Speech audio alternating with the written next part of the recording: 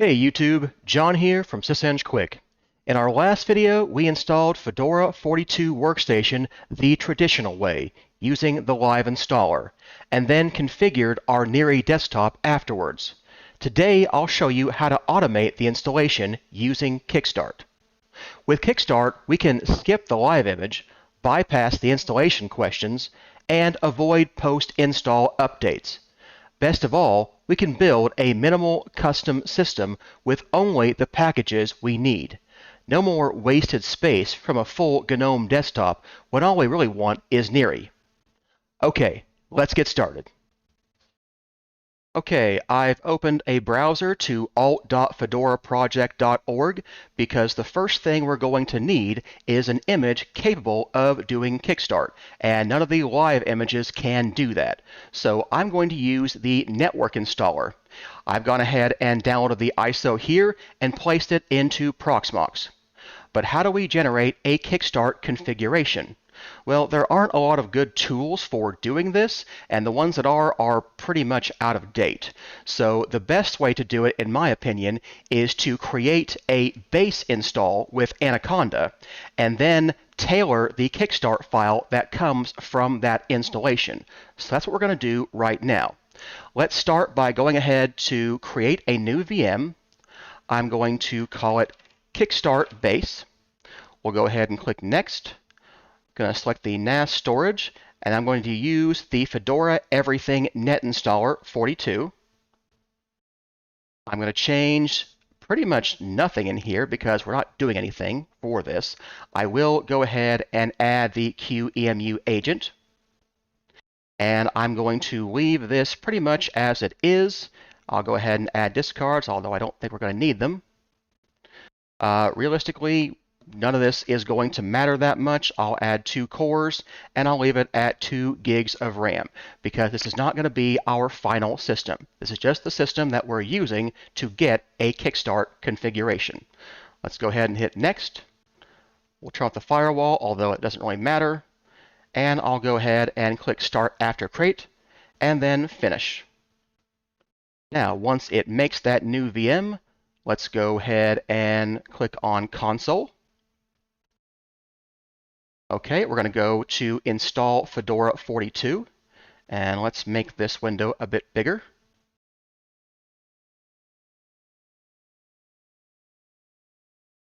Okay, so this starts up the Anaconda installer that you might be familiar with from Red Hat or Fedora. So we need to make a few choices here. I'm going to select English and English US. We have a few settings over here. The keyboard of English US is fine. Language support, time and date is fine. Installation source is going to be a network. We're going to use the closest mirror. That should be fine for me. And we need to do a software selection.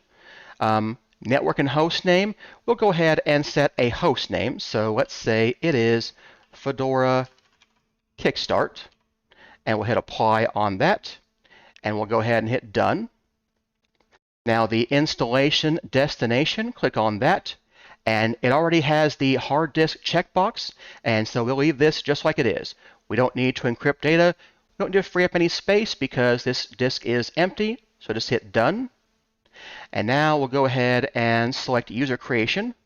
We'll say it is proxmox user, and we'll say the user is going to be proxmox. We will require a password and allow it to have administrative privileges. Go ahead and hit done there. And now we'll go to software selection. This is where you can customize everything that is on here. So I'm going to basically just stick with Fedora Custom Operating System because we don't really need anything else on here. The only thing I'm going to add is guest agent. So that's agents used when running under a hypervisor. When we add that, it will add the QEMU guest agent that is used by proxmox. But everything else is going to be just basic. This is effectively a minimal install. So we could do server as well. That would work, but we'll just go with custom operating system. We could choose one of these things, but again, I want to minimize what's on here and put just what we need, and that's going to be basically just the guest agents. We'll go ahead and hit done over here. And now I can go ahead and click Begin Installation.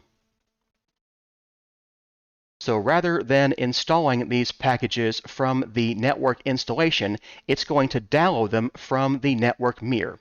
However, since it doesn't need to download very much, it shouldn't take very long to do that, and then the installation will proceed just as the live one did, although it should be much quicker because we're installing much less.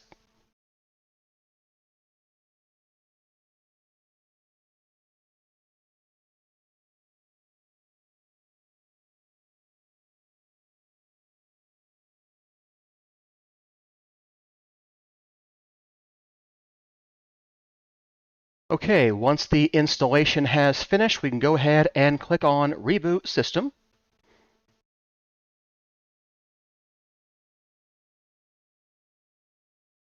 And you can see it's got the latest kernel that we had to update to from our last installation, but we don't have to install package updates here because they're already gotten from the latest repository. So there we go. We do have our base installation. So let me go ahead and get out of full screen. And I'm going to go ahead and close this. I'm going to go to the summary and see that my IP address is 192.168.1.90. So I'm going to go ahead and open up a terminal and get into proxmox over there. Okay, I've got my terminal open, so let's go SSH proxmox at 192.168.1.90. Put in my password, and then we will become the root user because in here, in the root home directory, is a file called anaconda-ks.config. And this is our Kickstart that the Anaconda installer generated for us. So we need to determine if we're going to make any adjustments to this Kickstart. Mostly, I don't plan to. You can do a lot of stuff in a Kickstart file, but I prefer to do most of my customization post-install. So with, say, Ansible or Puppet or something like that. So look up here, we can see it gives us the keyboard layout. I'm going to use the key map of US and the X keyboard layout of US. We're going to set the language to US English. We're going to use UTF-8. The network is using DHCP. It's giving the device as ENS18. That's probably good if you're using proxmox, but if you have a different system, you might need to change that to, EM1 or EAT0 or ENP something, whatever your system actually has. So you'll need to modify that based on your actual system. The rest of this is fine. It's going to use v6 automatic, and we're going to activate the interface. We probably will want to change this host name, so that's the one thing I probably will be changing. What else do we have in here? We've got the packages. We've got that custom environment package it installed, and then the guest agents package it also installed. It's got this first boot enable. I don't think that actually does anything for this, but it does sometimes to do end user license agreements or setting up GNOME, stuff like that. It's going to ignore disks that aren't the SDA disk. That's fine for proxmox, but you might have VDA on some other kind of virtualization platform, or you might have an NVMe disk. So you just need to make sure you tell it which disk you're going to use, especially if you're using automatic partitioning. So basically, we're going to erase the partition table and give it a new partition label, and then automatically partition it because that's what we chose in the Network Manager installation. The time zone, again, Indianapolis is where I'm at, so that's fine for me. And UTC time, yeah, that's probably fine as well. Over here, we see the root password is locked. We don't have a root password, so it is just going to lock that account down. And we've got our user. So we add it to the wheel group so that it has admin privileges. We give it the username. The password is an encryption, or sorry, a hash of the password we put in the installer. And then we say it is crypted. You can specify it plain text, although that's not really recommended, but it wouldn't really matter for this. And then geckos is just the username, or the actual name of the person, which doesn't really matter. It stores it in there, but it's not used very often. So that's all fine. If you want to know all the things you could do with a Kickstart, you can go look up the reference material online. So I had to go search for this. I had to search for Kickstart reference, and I'm looking at the Fedora docs, and although it says there's a newer release, that's true, but this doc has not been updated since Fedora 36, as far as I can see. So doesn't mean it's out of date. Fedora moves pretty quickly, and Kickstart doesn't, so most of this really hasn't changed. So I don't know if Fedora 36 is what Rel 10 is based on, but they probably don't change this between Rel major versions very much. But you can see they have all kinds of options that we could put in here. For instance, we didn't specify where we are installing from. There are no packages on that network installation image, so it had to download them from the internet. If you don't give it a place to install from, it's just going to pick a close mirror according to whatever it thinks is close. So that's fine. We could use the URL option to specify which one I want to use, but I'm not going to do that. I'm going to let it pick the mirror. It's probably fine for most things. We can get some information about how it does the bootloader and the auto part, but we're really not going to be doing any of that. Honestly, it's all fine. It does say that bootloader is required, and I'm not seeing the bootloader option here, so I wonder what it actually puts in here. But maybe this became optional later. Anyway, it doesn't seem to actually need it. Maybe this was because they changed it to using EFI by default. So you can do all kinds of other partitioning information, but again, I'm not really going to go into this. This isn't really a primer on Kickstart. It's just showing you the basics of how to use one, how I tend to generate one using Anaconda, because that's just the easiest way to do it, in my opinion. And then we'll tweak a few things like the network host name. Everything else on here, I think is going to be fine. I think we're just going to leave everything else alone. Let's look at the user account. I want to know if you have to have a password. If no password is provided, the account will be locked. Okay, well, there you go. So we do have to specify a password. So it's showing you a Python script you can use to generate a password. But yeah, or rather to generate the hash for a password. But it's pretty much fine like it is. I'm just going to leave the one I put in the installer. So there we go. We've got our Kickstart. Let's go ahead and change the host name. And I will change it from Fedora Kickstart to Fedora Niri. Fedora Niri KS. There we go. Let's do that.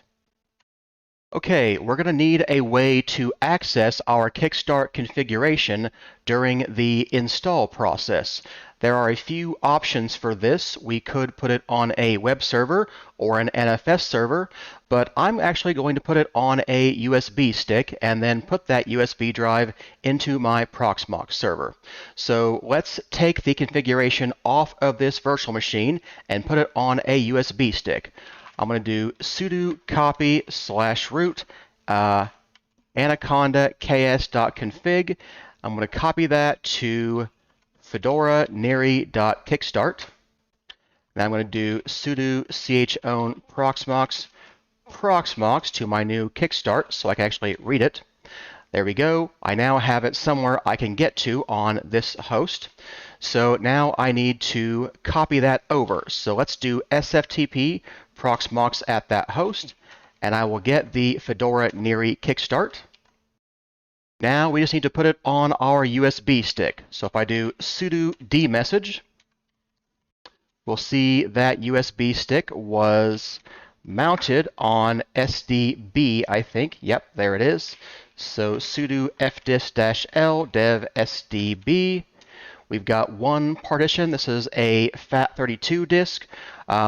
I don't know what the requirements are for this format. I'm guessing any file system it can read, so that's probably FAT32 and ext4 and other pretty common systems, but I've got this disk already, so I'll just use this. So let's do sudo mount dev sdb1 mount USB, And then I'll do sudo make dir mount USB kickstart. And then I'll sudo copy my Fedora niri kickstart to mount USB kickstart. There we go.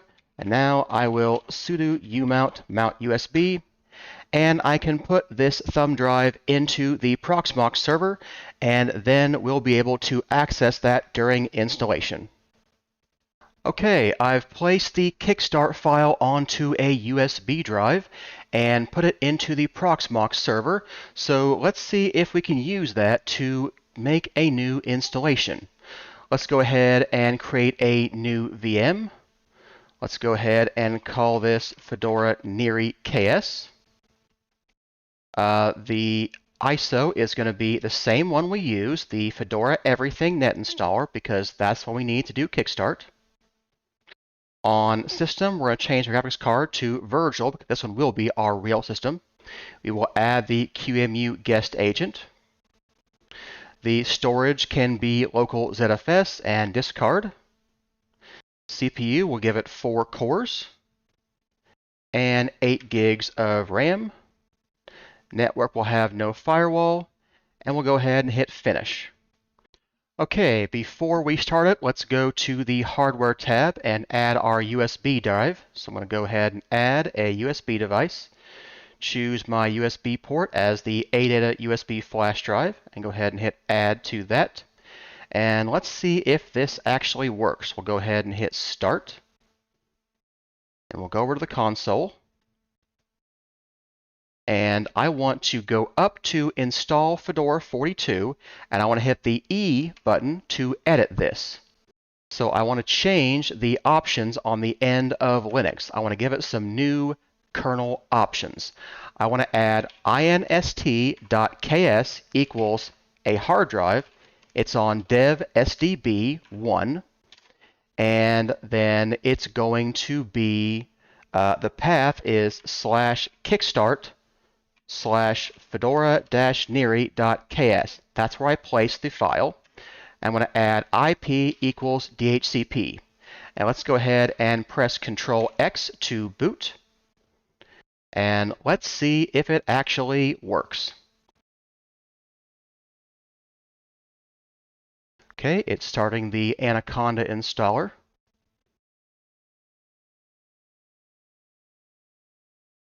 And yeah, it used the Kickstart to install things. So although it looked like it was waiting for us to do something, actually it was not. It was simply parsing the Kickstart. So yeah, this looks like it works pretty well. We'll go ahead and wait and see for it to come up, and then we'll know if everything actually worked.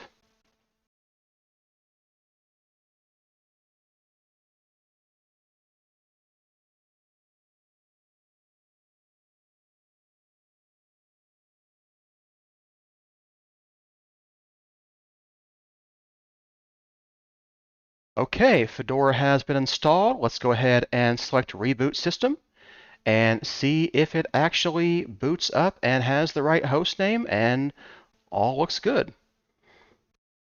The grub kernel looks good.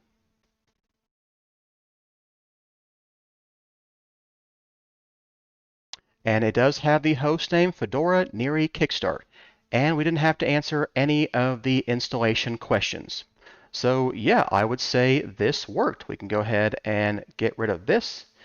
And that is how we do a Kickstart installation.